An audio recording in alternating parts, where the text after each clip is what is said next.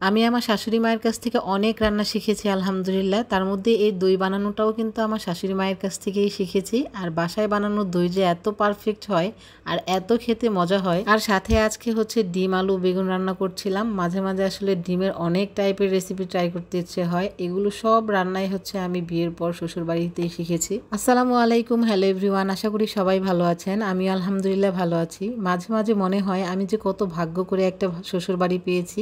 হয়তো আল্লাহ আমার কোনো ভালো কাজের জন্য আসলে আমাকে এত বড় একটা প্রতিদান দিয়েছে। এর জন্য আল্লাহর কাছে সবসময় শুকরিয়া আদায় করি। আসলে বিয়ের আগে সব মেয়েরাই বাবার বাড়িতে আসলে ওইভাবে কোনো রান্না বান্না করে না। বিয়ের পরে আসলে পরিস্থিতিতে পড়ে সব শিখে নিতে হয়। আমিও তার ব্যতিক্রম না।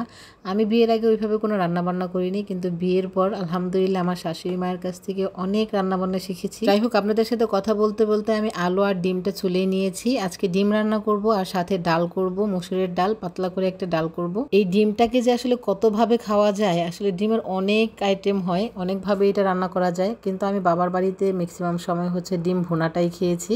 যাই হোক, এবার আমি ডিমগুলো হচ্ছে একটু তেলে ভেজে নেব হলুদ দিয়ে। আর এই ডিম ভাজাটা দেখতে আমার কাছে খুবই ভালো লাগে, কিন্তু আসলে রান্না করার সময় এই কালারটা অনেকটাই চলে যায়। আর এই ডিম রান্নাতে কিন্তু গরম মশলা ইউজ করা হয়। এখানে আমি দারচিনি, এলাচ সব দিয়ে দিয়েছি। এই ডিমটাতে আসলে বেগুন আলু দিয়ে রান্না করলেও এখানে গরম মশলাটা ব্যবহার করা হয়। এতে করে তরকারি থেকে সুন্দর একটা স্মেল বের হয় গরম মশলার, আর খেতেও খুবই মজা হয়। আর আমার মতো কে কে আছেন শাশুড়ি মায়ের হাত থেকে অনেক কিছু শিখেছেন, অবশ্যই কমেন্ট বক্সে জানাবেন।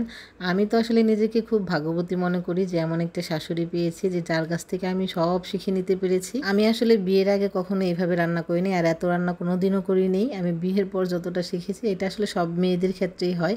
তবে আমার মনে আছে, আমার যখন এসএসসি পরীক্ষা শেষ হয়, আর এসএসসি পরীক্ষার পরে কিন্তু হচ্ছে 3 মাস ছুটি থাকে। ওই 3 মাস ছুটিতে আমি একদিন হচ্ছে বাসায় ঢেঁড়সবাজি করেছিলাম। সেটা আমার মায়ের কাছে ভীষণ পছন্দ হয়েছিল আর খুবই মজা হয়েছিল। সেই ঢেঁড়সবাজির কথা এখনও গল্প করে যে আমি একদিন ঢেঁড়সবাজি করেছিলাম, খেতে খুব মজা হয়েছিল। যাই হোক, আপনাদের সাথে কথা বলতে বলতে আমার তরকারিটা কিন্তু প্রায় হয়েই এসেছে। এবার আমি একটু আমড়া গ্রেট করে নিচ্ছিলাম। মা হচ্ছে আমরা এভাবে খেতে পারে না, আমরা যেভাবে টুকরা করে খাই, ওনাকে হচ্ছে গ্রেট করে দিতে হয় আর হালকা একটু লবণ দিয়ে মাখিয়ে দিই। এতে করে কিন্তু আসলে আমড়াটা খেতেও খুবই মজা হয়। আপনারা গ্রেট করে আমরা খেয়ে দেখেন, খুবই মজা লাগে। আর এদিক দিয়ে কিন্তু আমার ডাল রান্নাটাও হয়ে গিয়েছে। ডালটা ফোড়ন দিয়ে নিলাম, আর ডালেতে আজকে ধনিয়া পাতা দিয়েছি। ধনিয়া পাতা দেওয়ার ফলে কিন্তু ডাল থেকে সুন্দর একটা স্মেল বের হয়। আর আমার বাসায় সবাই ধনিয়া পাতাটা খুবই পছন্দ করে।